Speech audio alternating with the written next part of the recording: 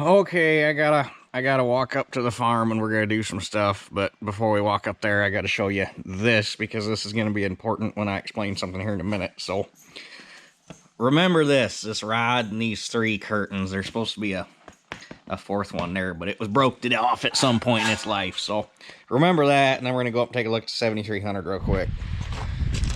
Okay, this isn't what the main video, or well, I can't really do much of a video today because we got about 1/10 of an inch of rain last night, so cutting beans is out completely for probably, I mean it's windy but it's cold, so I doubt we can get back into it tomorrow, possibly. And I got a damn wedding to go to at 3 o'clock today, so that kind of shoots the whole day to shit. But anyway, real quick before we go down to the tee and do what I'm gonna do to that, so I've been trying to figure out why this thing is slugging. I can't remember if I slugged it. I think I slugged it once last year, and then I slugged it twice down here, once on the far side of the waterway, and then once on this side of the waterway, although on this side it wasn't nearly as bad as it was on that side. And I found out, I think the reason that the door had popped off, I don't think I had it seated all the way in the hook, so that might have been my fault because I was in a rush to get everything put back together to get done ahead of that rain that we finished up cutting in. So I'm gonna get on the other side of this thing and get out of the window. We went from 70 degrees Thursday to 50, mid 50s yesterday and today, and that's quite a jump. So anyway, when this thing slugs, I actually caught it and saved it 2 more times before it actually did it. But when you're sitting in the cab, it feels and sounds like shit's wrapping around the cylinder, and it's pulling it around, and it's taking it a minute to get it out of the cylinder. Well, I consulted the book on it, and the book says that something like that is possible, but it lists the only 2 causes as improper feeding from the feeder house or plugging of the walkers. So I did 2 things. Firstly, on the feeder house, they had these rubber blocks. Why? This is actually a newer style chain tensioner for the feeder house chain. This feeder house was originally set up with the old style tensioner, which I don't have a picture of to show you, which utilized these rubber blocks as a stop. Well, with the new style tensioner, this bearing block up here is shaped different and the stops don't touch. So they had taken this rubber block, used this bolt, and turned it straight up and down, and it was holding the front drum of the feeder house like yay far off the floor of the feeder house, probably an inch or so. Never really thought nothing of it. Well, it got me wondering if when the crop is coming through the auger and the table, if that feeder house is too far up, if it's got to get enough material built up in front of it before it can get a hold of it and pull it up the feeder house. I was like, okay, maybe it's bunching at the bottom of the feeder house and physically pulling slugs up through the feeder house and not feeding the cylinder consistently. So I took them blocks, turned them down to the original 2 bolt holes. Now they don't actually touch the lower drum, but that lets the drum sit all the way down on the feeder house so it can get a good bite of something as soon as it hits the chain. So hopefully that helps feed the cylinder more evenly. So that brings us to the second probable cause, which is the walkers plugging, which is where that curtain that I showed you comes in. That's called the retarding curtain. And what it does, let me get this opened up for you so you can actually see what I'm talking about. Okay, I got her opened up. Hopefully you can kind of see. You can't see shit. Hold on, let me get the flashlight. Actually, it's my phone light, but either way. Okay, so you see that drum right there, that's called the feeder beater. And that thing's sole purpose is to strip material off of the cylinder and pull it back onto the walkers. And the feeder beater works in conjunction with what's called a grid grate, which is kind of like a less aggressive secondary concave. So the only way that stuff can wrap around the cylinder is if the feeder beater is not stripping it off of the cylinder fast enough. And in theory, the only way that the feeder beater cannot strip it off the cylinder fast enough is if the walkers are plugging. So that brings us to that retarding curtain. Obviously, there's this one here. Well, as you can see by that hanger right there and that hole right there, there's two positions for the retarding curtain. The rear position, which is where this rubber one is right now, this is used in heavy crop conditions, like good soybeans. The front position is for light crop conditions where your walkers aren't going to stay full. And the entire purpose of the retarding curtains is to keep the feeder beater from throwing material all the way to the back of the walkers. This forces it to land on the front of the walkers and walk all the way out the back of the machine for increased cleaning capacity.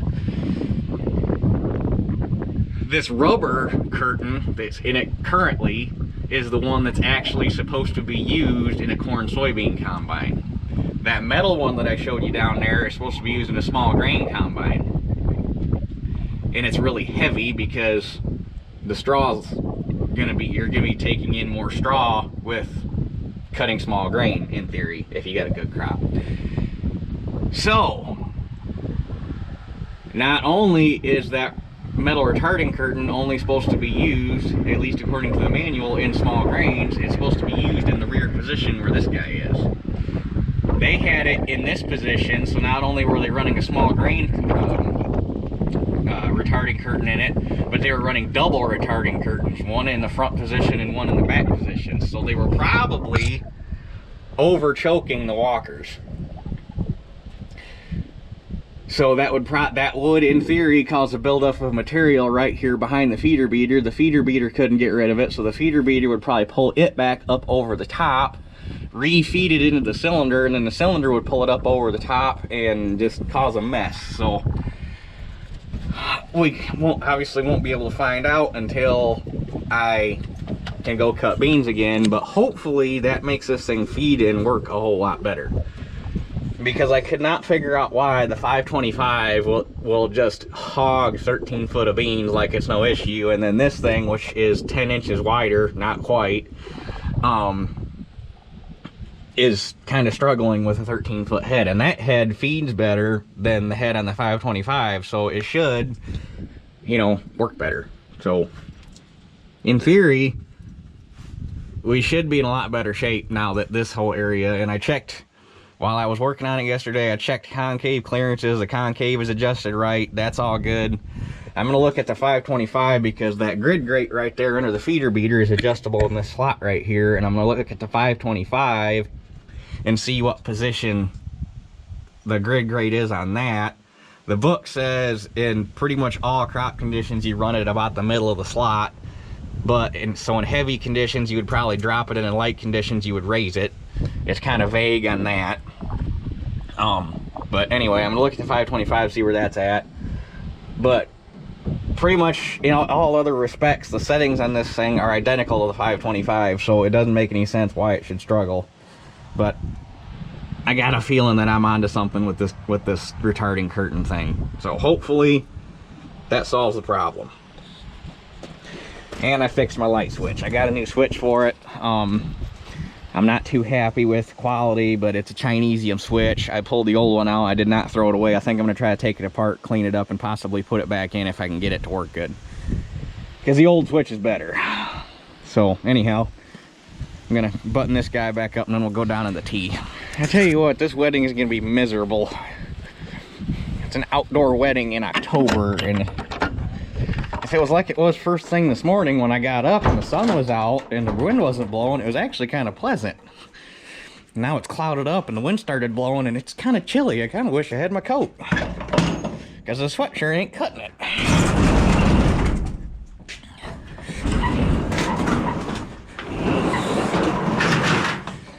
I think when I get dressed for it, I'm going to be dressing for warmth, not fancy attire. But anyway, uh-oh, here comes lightning. What are you doing, Teeter? What are you doing, Teeter? Now you got stuff to sniff. We had that little bit of rain last night. I didn't think it would make a difference, but when I got here this morning, I was like, shit, I got some time. If I maybe it might plow better. So I went out and made another round. I think it actually plowed worse. I mean, when the plow's only going in the ground that far, it ain't even worth it. So I gave up on trying to moldboard that for now. We're either gonna have to get more rain or I'm gonna have to spring plow it, one of the two, because that's it's just not even worth trying to plow. You do more harm than good. So anyway, I got the plow unhooked. I'm gonna throw the other dual on so we can get this thing ready for fall field work. I kind of initially thought I might come over here and disc that bean stubble down to get it ready for wheat, but the chances of rain past this time are not looking all that great, so I kind of want to conserve what moisture is there, so I'm probably not going to disc it until right before I'm ready to plant it. So there's that. But anyway, at least get the dual put on it so that it's ready for chisel plowing and disking and chopping stalks and all that fancy jazz. I think I gotta go check some corn. I'm really reluctant to start shelling corn right now. I have some stuff that any other year I would consider ready and we'd be jumping on it, but I guess I guess I shouldn't put these in yet till I got it parked on the board. For reference purposes, I guess last year when we were hauling in corn, the drying charge was like 2.5 cents a point over for anything over 15%. So, you know, from 15 to 16%, that was going to be 2.5 cents, and then 16 to 17 was going to be 5 cents, and then, you know, on up the line.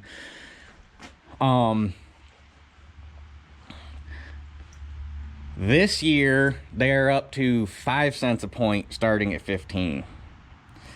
And I got some corn that's testing 20%. Well, 20% times 5, or 20% is 5, obviously 5 moisture points over 15. 5 times 5, you're at 25 cents. And actually I left the dock schedule at the house because it must be a tick over 5 cents, because at 20%, they were at 30 cents for a drying fee. So you're losing 30 cents a bushel right off the top, hauling it in at 20%. I don't have a dryer, so I don't know right now what on-farm drying costs are. That being said, I've also heard, I don't know, I also don't use LP to heat my house because I got an oil furnace, but I guess I could ask Dad, but I don't know if he's had to buy a load yet or not either. But I've heard, at least in this area, the LP, which is normally somewhere around $1.90 to $2 a gallon, normally it hovers right around $1.90 a gallon. I guess LP is up to $3 a gallon right now. And I've heard, I don't know if anybody from out west watches this and can confirm it, but I've heard the further west you get, the worse it gets. And I heard, for instance, in California, they're expecting it could get up to $7 a gallon for LP this winter. I don't know if that's true or not. The source I've heard it from was questionable, but I wouldn't doubt it in California either. Holy shit, she went up them stairs. I didn't know she would go up those stairs.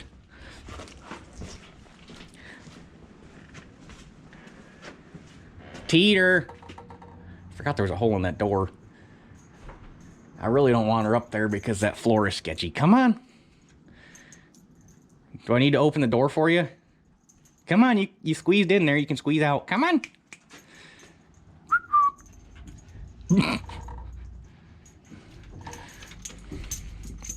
Look at you getting all brave. Yeah. No, now you got a scratch. Normally she doesn't like stairs where you can see through them. She won't go up the stairs in my basement that are built like this. She won't go up the stairs, although I give her credit. The stairs in my barn, these get wider or deeper as you go up. The stairs in my barn are all like that wide and they're steeper. I tried to get her up them one time and her legs almost fell through, and I was like, okay, fine, we're not gonna, I don't want you going up these stairs. So anyway, that's pretty much where we're at. But anyway, like I said, sorry, I'm getting sidetracked. I'm trying to get everybody caught up as to what's going on around here right now. And so anyway, regardless, I got to check a field today when I get done here and before I go to that wedding. And if it's under 20, I'm probably gonna, I mean, at this point, it kind of is what it is because we're losing our daytime temperatures. So, actually, let's get it up here in the concrete. That'll give us more up. When it starts getting cool like this in the fall, you basically lose your infield drying. So the odds of getting it under 20 at this point are slim, unless we catch an Indian summer, which usually actually does happen around here, but you can't bank on it.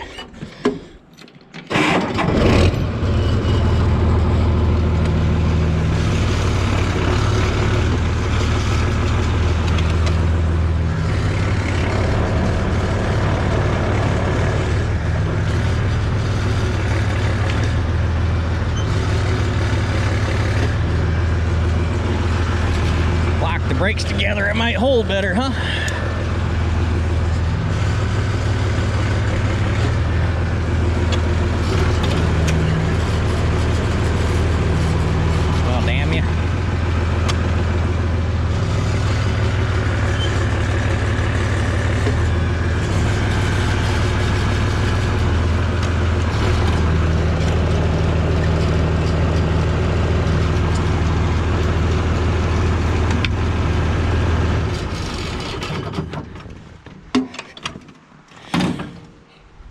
I can't remember if I've ever gone through the brakes on this one or not.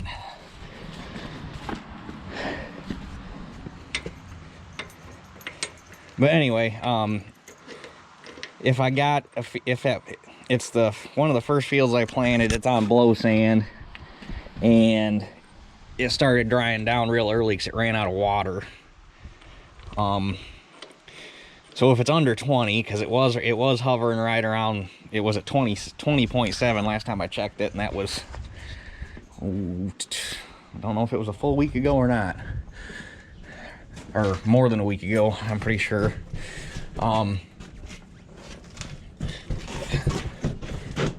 anyway, if it's under 20, we might get set up and shell some corn tomorrow if I can't cut beans.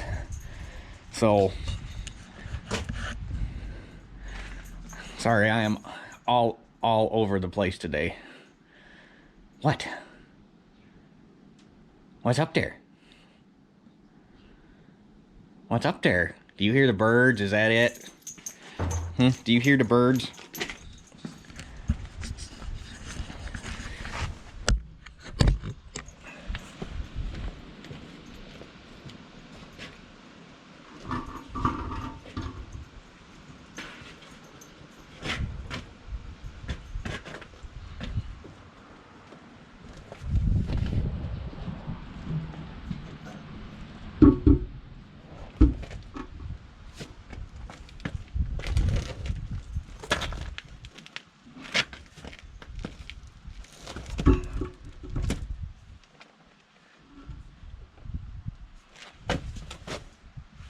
Need to be higher.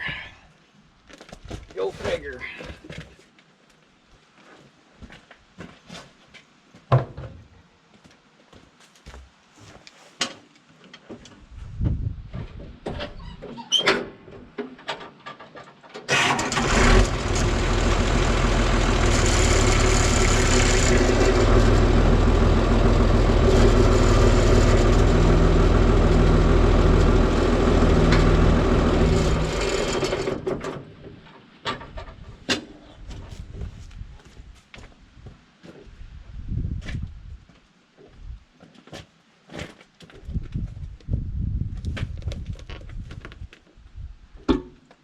one of these days I'm gonna build a dual changer, build or buy a dual changer to make this job easier.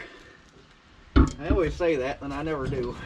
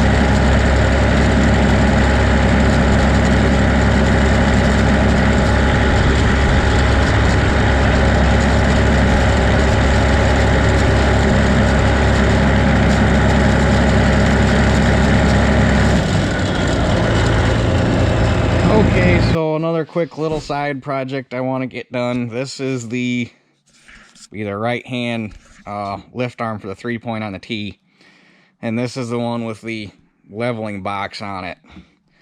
Well, this is kind of froze right now. It won't, you can try it. It won't turn, which, as you can imagine, makes it kind of a pain in the ass to try to level the 3-point while you're trying to set up a moldboard plow, because the only other way to do it aside from that is to physically set the plow down, take the pin out of the lift link, and take it off the 3-point arm, screw it out, put it all back together, hope you got it right, and if you don't, you take it all back apart again. So, real quick, we're going to take this apart, clean it up, see if we can't get it to turn.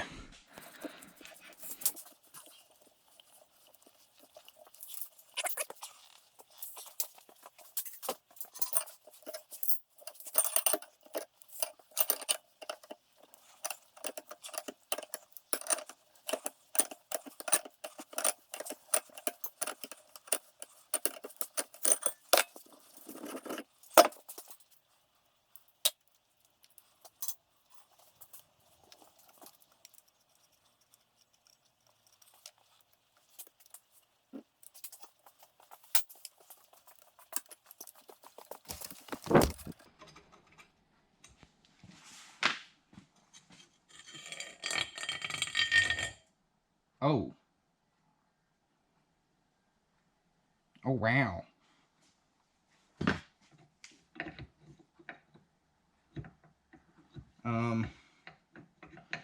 Well, shit.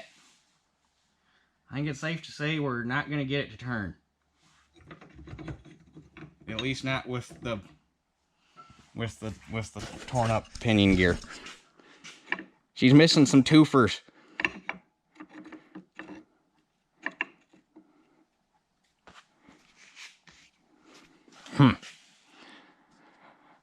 Well, that being said, last I knew, now I won't actually, hold on 1 minute, I still got time. All right, well, I called Maybach because I caught them with 10 minutes to spare before they closed for the day. Got a brand new gear coming. There's supposed to be, because the way this works, this roll pin is extra long, and then I don't know how well you can see it. Hold on, let me get a light.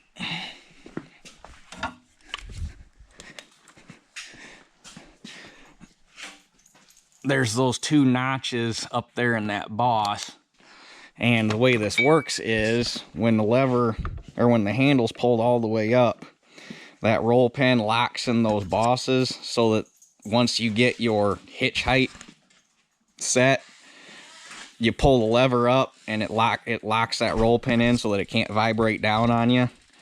And then on the cover on this bolt, there's a spring tab that will, once the lever's pulled up, drop down. And, well, I guess I can just put this back on. Or I guess I could just go show you on another tractor. It'd be easier, huh? Anyway, there's a spring tab that when the lever's pulled all the way up, which I don't think it's going all the way up now because there's a bunch of shit in there, will drop down and cover or push up on the bottom of that rod so that it can't drop down, and that keeps, obviously, like I say, it keeps your hitch from vibrating down. And then when you want to adjust it, you actually push down on the handle, and it will disengage that roll pin from those slots. You can make your adjustment and then pull back up on it, and then the tab will re-engage it. Well, the tab's missing on this one. So I got a spring tab coming, I got a gasket coming, and I got that gear coming. So enough to put this back together. So with that being said, I guess for now we will just let this project sit, and I'll put it back together and put it back on the tractor. And when we get the parts, we will come back to it. All right, there we be for now. Should have the parts sometime next week, but won't be in too much of a hurry to get it done. But now that I've shown it to you torn apart, and I'm sure that there's at least a couple of guys out there that want to know how to tear those things apart and fix them, so I'm just impressed that somebody was able to strip that gear, because I mean, you turn it by hand, and that little lever there, it ain't like you got a whole hell of a lot of leverage on it to do it El Manuel. So it was impressive. So anyhow, oh,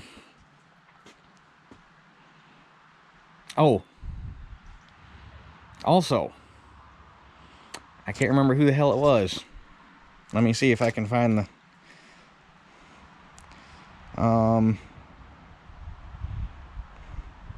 let me see if I can find the email. That way I can get the name right.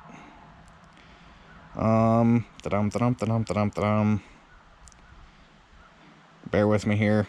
I kind of forgot about this part. Matt Laramie actually found a picture of the dealer in Hoagland, Indiana, where this thing was, where I believe this tractor was sold new. Found a picture of it by the vehicle sitting in front of it, and by the sign on the front was probably somewhere in the neighborhood of when this tractor would have been at the dealership when the picture was taken. And the building does still exist, because if you type in Hoagland, Indiana, there's a Wikipedia page, and the picture on the Wikipedia page is the picture of the building as it stands today. So the building is still there, and I got a picture of the dealership. I guess I can stand so you're not just looking at the ass end of the tractor. So I got a picture of the dealership back when it was an Oliver dealership, and then I got a picture of the building from at least, I guess I don't know exactly when the picture was taken, but it was in modern times. So yeah, it'd be neat if you could track down the guy that owned the dealership back in the late 60s when this thing would have been sold, and start tracing it down to see where this tractor, see if the farm that this tractor went to is still around, or see if you can track down the original owner, or whatever the case may be. It would be neat, but you're starting to, it'd be one of them things you'd almost have to drive there, find the local hangout where all the old timers go in the morning to drink their coffee, and just start asking questions. Would be the easiest way to do it. If it wasn't so damn far away, it'd be cool to haul the T there and park it in front, or park it out in front of the building and take a picture of it, but that's quite a haul just for a picture. 'Cause it's probably a better part of 30 minutes south of Fort Wayne. So you're looking at a 2.5 hour drive without a trailer. So anyway, I'll tack both those pictures out at the end of this video just so you can see the dealership. So anyhow, with that being said, sorry it wasn't more exciting today. Just this wedding's kind of screwing me up, and then that rain last night kind of screwed things up too. But tomorrow, if the moisture's low enough that I feel comfortable hauling it in and not losing my ass, we might shell some corn, or we might cut some beans. I have high doubts on cutting beans, but you never know. So tomorrow's actually supposed to be warmer and sunny, so there's a shot. But anyhow, with that being said, that's it for this one. I'll catch you guys on the next one.